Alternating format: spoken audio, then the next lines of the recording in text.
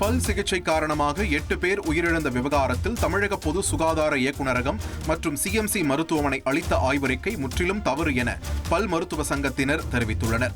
திருப்பத்தூர் மாவட்டம் வாணியம்பாடியில் செய்தியாளர்களை சந்தித்த அக்குழு பல் மருத்துவமனையில் எடுக்கப்பட்ட மருத்துவ பரிசோதனைகள் குறித்து முழுமையான அறிக்கையை மருத்துவ குழுவினர் தங்களுக்கு சமர்ப்பிக்கவில்லை என்று குறிப்பிட்டுள்ளனர்.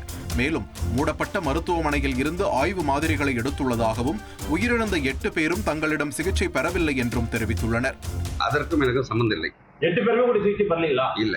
8 பேர் நீங்க அந்த லிஸ்ட்ல 8 பேர் யாருமே கூட சிகிச்சை பெறல.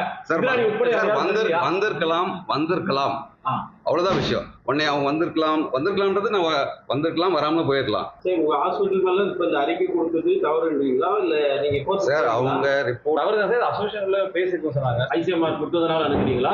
ஐசிஎம்ஆர் வரலையே சார். அந்த பிரச்சனை எப்போ இந்த ரிப்போர்ட்டும் கிடையாது, ஸ்வாப் டெஸ்ட் யாருக்கு வந்ததும் தெரியாது. ஏய் கங்க்ராட்ஸ். யார் அந்த பையன்? கல்யாணம் இல்ல, நான் பிசினஸ் ஸ்டார்ட் பண்ண போறேன். எப்படி? பாஸ் வாலா. Be the pass.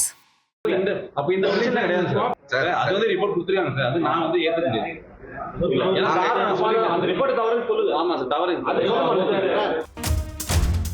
வாணியம்பாடி பல் மருத்துவமனையில் பழைய கருவிகளை நோயாளிகளுக்கு பயன்படுத்தியதால் 8 பேர் உயிரிழந்த விவகாரம் தொடர்பாக மாவட்ட சுகாதாரத்துறை இணை இயக்குநர் ஞான மீனாட்சி பல் மருத்துவமனையில் நேரில் ஆய்வு செய்தார். திருப்பத்தூர் மாவட்டம் வாணியம்பாடி பகுதியில் உள்ள ஒரு தனியார் பல் மருத்துவமனையில் 2023ஆம் ஆண்டு சிகிச்சை பெற்ற 8 பேர் அடுத்தடுத்த நாள்களில் உயிரிழந்த சம்பவம் பெரும் பரபரப்பை ஏற்படுத்தியது.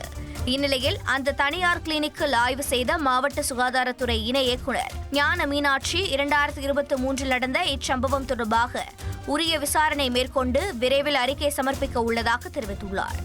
என்கொயரி பண்ணியிருக்கேங்க, ரிப்போர்ட் நான் கொடுக்குறேங்க, முடிச்சுட்டு பார்த்துட்டு கொடுக்குறேங்க. என்கொயரி பண்ணியிருக்கேன், ரிப்போர்ட் நான் கொடுக்குறேன். இது பழசுங்க, இது இப்போ வந்திருக்கிறது வந்து பழசு நடந்து போல இருக்கு 2023ல.